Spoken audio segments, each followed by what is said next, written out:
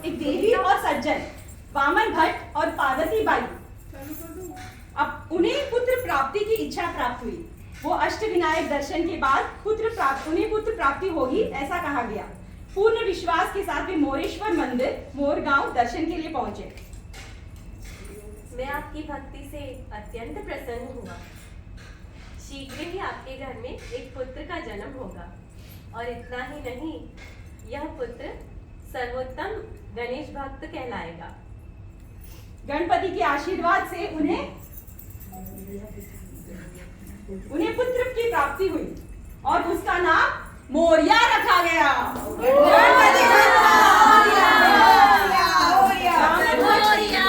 वामन भट्ट और पार्वती बाई ने सोचा वे अपने पुत्र को बहुत बड़ा भक्त बनाएंगे, पर विधाता के लेख का किसी को पता नहीं। मोरिया का मन पूजा पाठ से कम कतली, नारियल बड़ी, लड्डू, माखन इन सब में ज्यादा था। कभी ताई के घर से नारियल बाड़ी चुराता, कभी काका के घर से माखन। सभी तंग आकर वामन भट्ट के पास उसकी शिकायत लेकर गए। तब वामन भट्ट ने उसे रात्रि भर भोजन न करने का आदेश दिया, पर माँ का हृदय तो कोमल है। उसने अपने पुत्र के लिए उसके पसंद के सारे व्यंजन अगले दिन खाने के लिए बना दिए। अब मोरिया को नींद नहीं आई और ब्रह्म मुहूर्त में वह सब व्यंजन चट कर गया। अब उसे अधिक भोजन ग्रहण करने की वजह से पेट में भयानक दर्द हुआ। सभी वैद्य आए पर उपचार न कर पाए। तभी वहां नारायणी भारती गोसावी ऋषि पधारे और मोरिया का उपचार किया। ऋषि महाराज की जय। उन्होंने कहा उपचार करते वक्त कि गणपति बप्पा सब ठीक करेंगे। छोटा ही समझा इसको अभी। थोड़ा तो बड़ा हो गया ना, खा रहा है तुम संस्कारी हो पुत्र, तुमसे ऐसी गलती कैसे हो गई? तुम आवश्यकता से अधिक कभी भी कुछ भी ग्रहण नहीं करना चाहिए। इतना नहीं खाना चाहिए। मैं रोकना चाहता हूँ गुरुवर, पर मैं क्या करूँ? मैं एक चीज देखता हूँ तो दूसरी खाने का और अधिक मन करता है। मैं लड्डू देखता हूँ तो पेड़े खाने का मन करता है, पेड़े देखता हूँ तो रसमलाई देखता हूँ तो पूरी, हलवा। मैं क्या करूँ? मेरा पेट भर जाता है पर मेरा मन वो नहीं भरता गुरुवर। ऐसा इसलिए है पुत्र क्योंकि इन सब में सच्चा स्वाद नहीं है। सच्चा स्वाद तो क्योंकि तुम्हें मन की शांति नहीं मिल रही है, इसलिए तुम्हें स्वाद नहीं आ रहा है। पर सच्चा स्वाद किसमें है गुरुवर? सच्चा स्वाद मन की शांति में है। तुम गणपति जी की आराधना करो, उनकी पूजा करो, ये सब मोह माह ये सब को छोड़ दो, उनके अंदर में ध्यान दो, तब जाके तुमको सच्चा स्वाद मिलेगा। अगर मैं उनकी पूजा करूंगा तो क्या वो मुझे दर्शन देने आएंगे? हाँ जरूर आएंगे, और मैं तुमको उसके लिए मार्ग भी दिखाऊंगा पुत्र। तुमको तृप्ति हो जाएगी, तुम ये सब चीजें छोड़ दोगे, तब जाके तुमको मन की शांति मिलेगी। गुरुवर आप मुझे बप्पा की सच्ची भक्ति का मार्गदर्शन दीजिए। बेटा ये सब मोह माया छोड़ो, भगवान की भक्ति करो, तभी तुमको सब मिलेगा। तुम अपनी इंद्रियों पे इंद्रियों पर नियंत्रण करो। तुम्हारी इंद्रियों पर जब नियंत्रण हो जाएगा तब तुम गोसाई कहलाओगे, तुम गणपति के पार्थ बनोगे। अब मोरिया हर दिन अपने पिता के साथ मंदिर जाकर गणपति जी की पूजा करने लगा। पर्दा लगाकर भोग लगाने लगते हैं। बाबू पिताजी हम पर्दा क्यों लगा रहे हैं? यह भोग लगाने की विधि है। इसमें हम गणपति बाबा को आमंत्रित करते हैं, वो आते हैं, भोग ग्रहण करते हैं, और जो बाकी का सामान बचा हुआ है वो हमारे लिए प्रसाद है, उसे हम प्रसाद के रूप में ग्रहण करते हैं। मोरिया अत्यंत ही सरल हृदय का था। उसने अपने पिताजी से सुना तो मान गया कि उसके प्रभु प्रत्यक्ष रूप में भोग ग्रहण करने आते हैं। पिताजी आज मंगलवार है, हम बप्पा को भोग लगाने कब जाएंगे? चलो पुत्र चलते हैं। पर स्वामी आपके पैर में तो चोट लगी है। तो फिर कौन जाएगा? मैं जाऊंगा। पिताजी आपने मुझे पूजा की पूर्ण विधि सिखा दी है और मुझे मंदिर का रास्ता भी पता है। और गुरुवर ने भी कहा था एक पुत्र का धर्म है कि पिता के सभी पूजा में मदद करे। अब प्लीज मुझे जाने दीजिए ना। ठीक है पुत्र, अब जाओ। है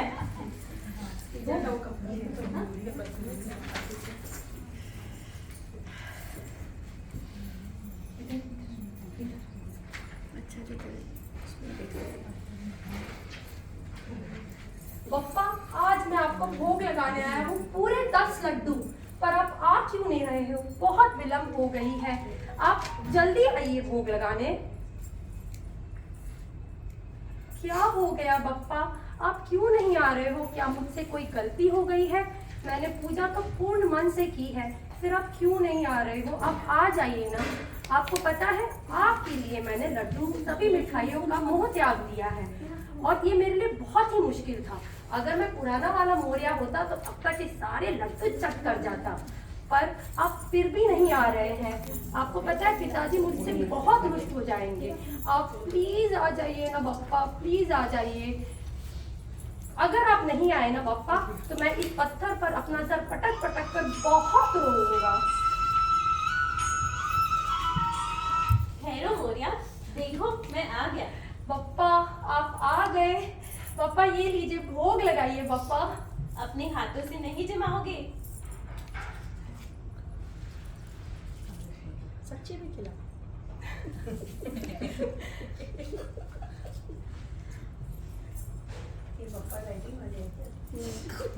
ये लो मोरिया, ये मेरा प्रसाद है तुम्हारे लिए।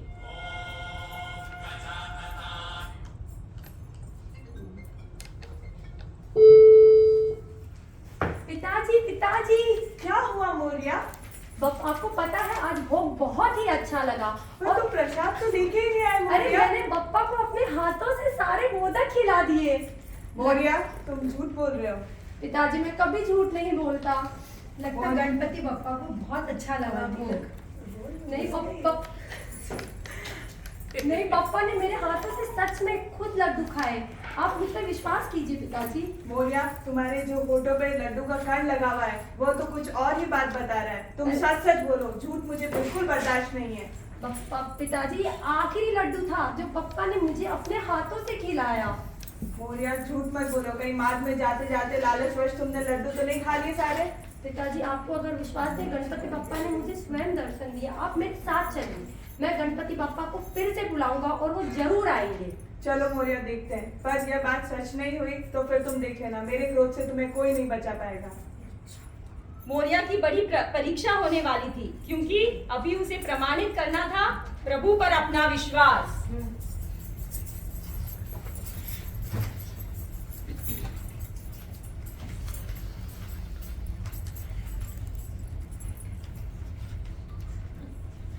बप्पा आप क्यों नहीं आ रहे हो? मेरे पिताजी मुझ पर बिल्कुल विश्वास नहीं कर रहे हैं और आपको आना ही पड़ेगा। उनको पता चलना चाहिए कि मैं सच बोल रहा हूँ। आप प्लीज आ जाइए। मोरिया आज यदि गणपति बाबा नहीं आए और मुझे पता चला कि तुमने झूठ कहा तो आज से मैं तुम्हें घर से बाहर निकाल दूंगा। न तुम मेरे पुत्र रहोगे न मैं तुम्हारा बाबा। सच बोलो मोरिया, सच। गणपति बप्पा अगर आप नहीं आए तो मैं इस पत्थर पर अपना सर पटक पटक के फिर से बहुत रोऊंगा। आपको आना ही पड़ेगा आज। मोरिया ये क्या कर रहे हो मोरिया? आपको नहीं पता पिताश्री, वो गणपति बप्पा ऐसे ही आएंगे, पहले भी वो ऐसे ही आए थे। नहीं मोरिया। गणपति बप्पा मैं तुमसे बहुत रुष्ट हूँ। क्यों बप्पा, मुझसे क्या गलती हो गई? बार बार विवश करके किसी को बुलाना ये उचित नहीं है। भक्ति और प्रेम में इतनी शक्ति होती है कि वो अपने आप अपनी तरफ खींच लेते हैं। ये बात सदैव याद रखना बस। पर अगर प्रभु मैं ऐसा नहीं करता तो आप मुझे दर्शन देने नहीं आते थे। आज मोरिया को देखकर अपने आराध्य के प्रति अटूट भक्ति और असीम विश्वास हो तो आराध्य अपने आप प्रसन्न होकर भक्तों को दर्शन देते हैं। ये बात सदैव याद रखना। बप्पा ठीक है, अब से मैं आपकी पूरे मन से पूजा करूंगा और आपको अपनी भक्ति से ही प्रसन्न करूंगा। नित्य आपकी पूजा करूंगा और आपके दर्शन भी करने आऊंगा। और मेरा आपसे वचन है कि मैं कभी अपने आप को हानि भी नहीं पहुंचाऊंगा। किंतु बप्पा, आपको मुझे एक वचन देना होगा, जब भी आप मेरी भक्ति से प्रसन्न हो जाए मुझे दर्शन देने अवश्य आना प्रभु। मैं वचन देता हूँ मोरिया।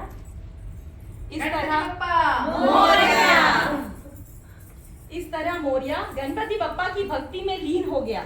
वो युवक बन गया और गणपति बप्पा उसे हर परिस्थिति में उसकी सहायता करते। इसी प्रकार उसने विवाह भी किया, क्योंकि उसमें भी गणपति का आशीर्वाद और सहमति मिली। परंतु विवाह के पश्चात वह भक्ति में ही लीन था और अपने गृहस्थ जीवन पर ध्यान नहीं दे रहा था।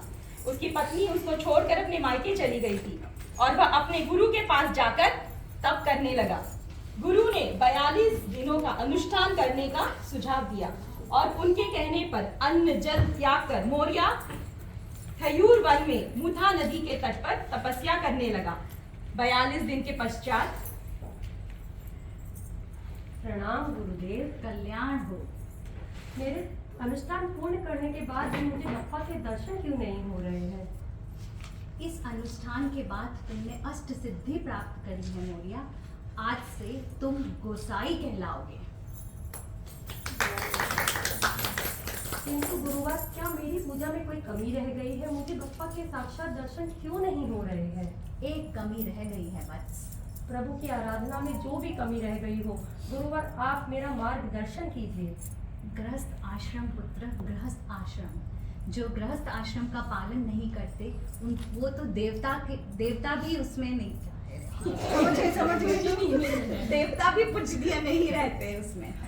तो जब गृहस्थ आश्रम का मतलब ये नहीं है कि जो गृहस्थ आश्रम का पालन नहीं करता वो अपने क्या है रे ग्रस्त जीवन शिष्य उसका पालन किए बिना देवता भी पूजनीय नहीं है। वो भक्त भगवान को कैसे प्रिय हो सकता है जो गृहस्थ आश्रम का पालन नहीं करता।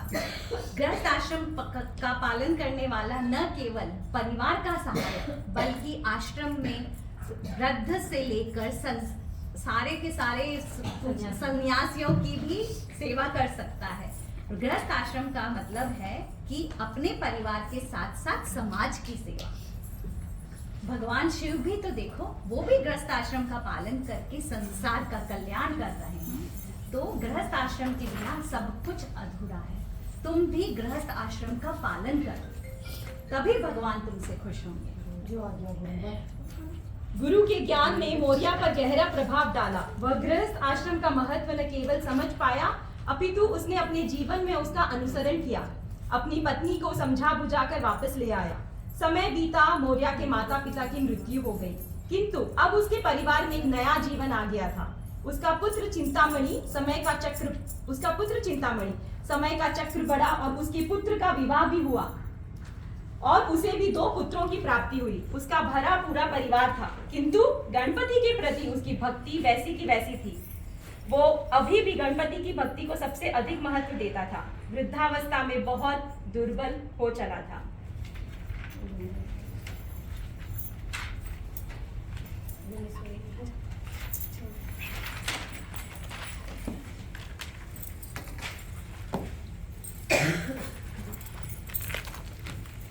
गणपति बप्पा, आप मुझे दर्शन क्यों नहीं दे रहे हैं?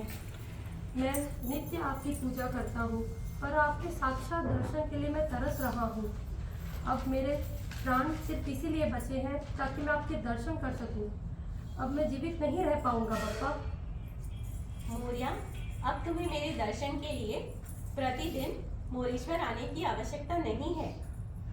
कल भोर में नदी में स्नान के लिए आना, वहां तुम मुझे पाओगे, अपने मोरेश्वर को। और इतना ही नहीं, तुम्हें मैं भव्य रूप में दर्शन दूंगा जिसकी तुम प्रतीक्षा संपूर्ण जीवन कर रहे हो, और कल तुम्हारा नाम मेरे नाम से जुड़ जाएगा। भोर हुई और मोरिया ने जो सुना था उसकी ओर वो अग्रसर हुआ। वह कहने लगा, बप्पा आ रहे हैं, मेरे बप्पा आ रहे हैं, आज मेरे बप्पा आ रहे हैं। गांव के सभी लोग उसे पागल समझने लगे। उसने सभी को नदी की ओर चलने के लिए कहा। सभी गांव वाले इसे झूठ समझ रहे थे, परंतु कहा चलो अपना दोस्त है, देख लेते हैं क्या कहता है। ठंडे जल में नदी ठंडे जल की नदी में मोरिया चला गया और काफी समय के बाद उसे गणपति नहीं मिले। तभी उसका मजाक सभी लोग लगाने लगे। रुको रुको गांव वालों, तुम लोग अभी मत जाओ। तुम्हें मुझ पे विश्वास नहीं है पर बप्पा पे विश्वास करो, वो जरूर आएंगे। मैं बोल रहा हूँ वो अवश्य आएंगे, थोड़ा विश्वास करो मुझ पे। और उन्होंने मुझे बोला है वो आएंगे। और अगर मैं अब इस नदी में तब तक डुबकी लगाऊंगा जब तक कि बप्पा खुद नहीं आ जाते। थोड़ा थोड़ा विश्वास करो बप्पा पे।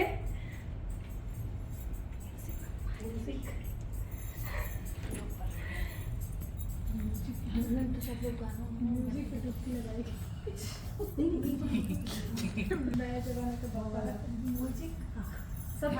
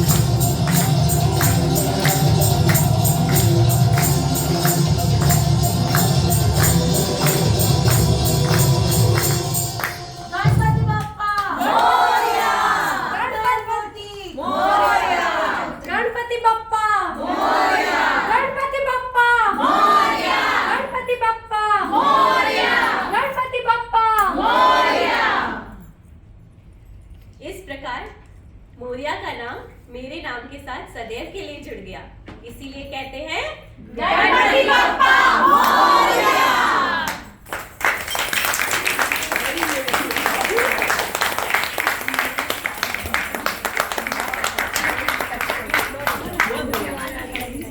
अभी एक गणपति बप्पा मोरया का भजन है, नेक्स्ट वो वाला।